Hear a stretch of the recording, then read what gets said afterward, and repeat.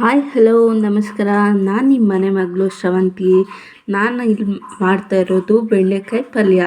ಅದಕ್ಕೋಸ್ಕರ ಬೆಂಡೆಕಾಯಿನ ತೊಳೆದು ನೀಟಾಗಿ ಒರೆಸಿ ಕಟ್ ಮಾಡಿ ಒಂದು ಪ್ಲೇಟಲ್ಲಿ ಇಟ್ಕೊಂಡಿದ್ದೀನಿ ನೋಡಿ.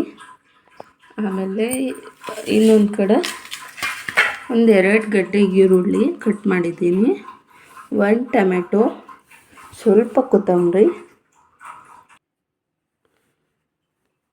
ಸ್ವಲ್ಪ ಕರಿಬೇವು, 4 ಒಣಮೆಣಸಿನ್ಕಾಯಿ, ಇನ್ನೊಂದು ಸ್ವಲ್ಪ ಕೊಬ್ಬರಿ ತುರಿದಿಟ್ಕೊಂಡಿದ್ದೀನಿ.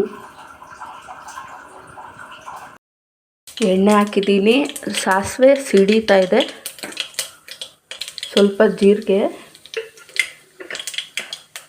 1 ಸ್ಪೂನ್ ಜೀರಿಗೆ ಸೇರಿಸ್ಕೊಳ್ಳಿ.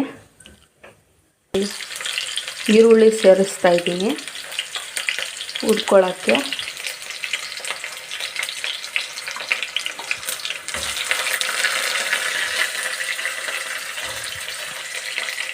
ಈರುಳ್ಳಿ ಕರಿಬೇವು ಒಟ್ಟಿಗೆ ಹಾಕ್ಕೊಳ್ರಿ.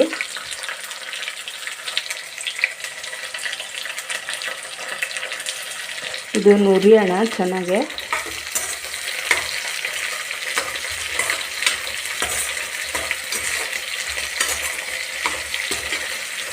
ಇದನ್ನು ಸ್ವಲ್ಪ ಹುರ್ಕೊಂಡು ಆದಮೇಲೆ ಟೊಮೆಟೊ ಸೇರಿಸ್ಕೊಬೇಕು.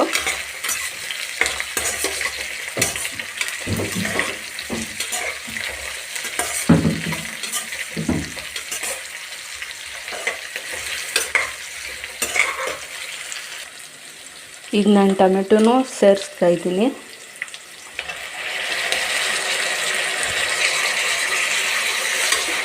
ಇದನ್ನು ಸ್ವಲ್ಪ ಹುರ್ಕೊಳ್ಳೋಣ.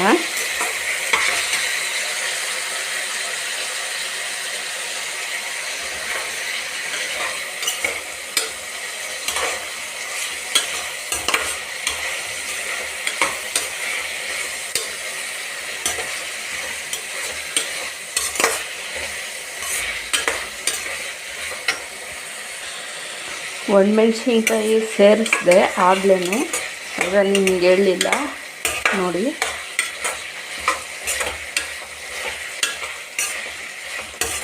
ಈಗ ಕಟ್ ಮಾಡಿರೋ ಬೆಂಡೆಕಾಯಿ ಎಲ್ಲ ಇದಕ್ಕೆ ಸೇರಿಸಿ ಚೆನ್ನಾಗಿ ಹುರ್ಕೊಳ್ಳೋಣ. ನೋಡಿ, ಇಲ್ಲಿ ಕಟ್ ಮಾಡಿರೋ ಬೆಂಡೆಕಾಯಿನ ಎಲ್ಲ ಸೇರಿಸಿ ಹುರ್ಕೊಳ್ತಾ ಇದ್ದೀನಿ ಎಣ್ಣೆಯಲ್ಲಿ. ಇದು ಸ್ವಲ್ಪ ಜಾಸ್ತಿ ಹೊತ್ತೇ ಹುರಿಬೇಕು.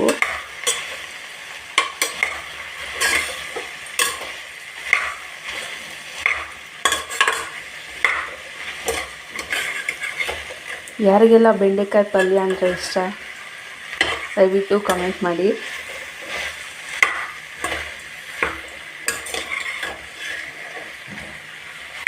ನೀವೆಲ್ಲ ಯಾವ ಥರ ಬೆಂಡೆಕಾಯಿ ಪಲ್ಯನ ಮಾಡ್ತೀರಾ ನನಗೆ ಕಾಮೆಂಟ್ ಬಾಕ್ಸಲ್ಲಿ ತಿಳಿಸ್ಕೊಡಿ ಎಲ್ಲರೂ.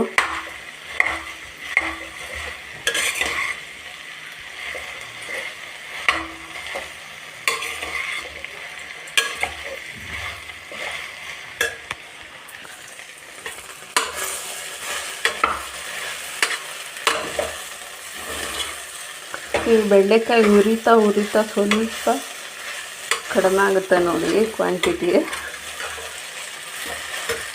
ಇದಕ್ಕೆ ಸ್ವಲ್ಪ 1 ಸ್ಪೂನ್ ಸಾಲ್ಟ್ನ ಮಿಕ್ಸ್ ಮಾಡೋಣ.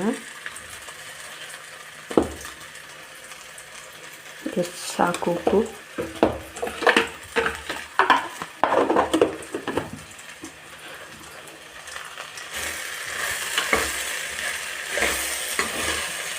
ಆದಷ್ಟು ಸ್ಲಿಮ್ ಎಲ್ಲ ಇಟ್ಕೊಂಡು ಹುರಿರಿ.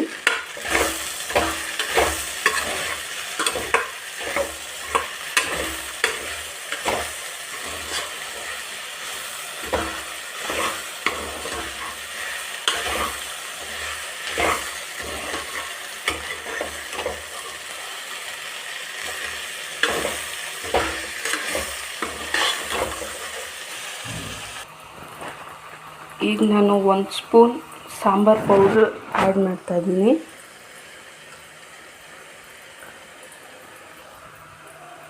ಸ್ವಲ್ಪ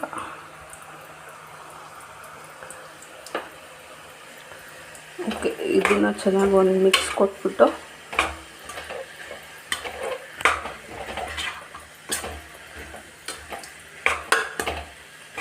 ಆಗಲೇ ತುರಿದಿಟ್ಕೊಂಡಿರೋಂಥ ಕೊಬ್ಬರಿನೂ ಸೇರಿಸೋಣ.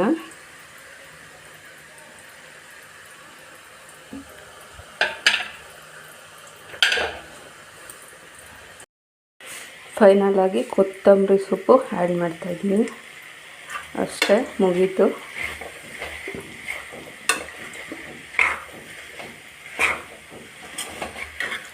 ಫೈನಲಿ ಈ ಥರ ಬಂದಿದೆ ಬೆಂಡೆಕಾಯಿ ಪಲ್ಯ. ನಿಮಗೆಲ್ಲರಿಗೂ ಇಷ್ಟ ಆಯಿತಾ?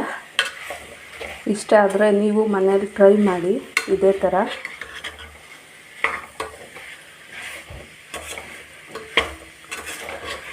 ಯಾರೆಲ್ಲ ನನ್ನ ಚಾನಲ್ನ ನೋಡ್ತಾ ಇದ್ದೀರೋ ದಯವಿಟ್ಟು ಸಬ್ಸ್ಕ್ರೈಬ್ ಮಾಡ್ಕೊಳ್ಳಿ, ಲೈಕ್ ಮಾಡಿ, ಶೇರ್ ಮಾಡಿ, ಕಾಮೆಂಟ್ ಮಾಡಿ. Thank you for watching.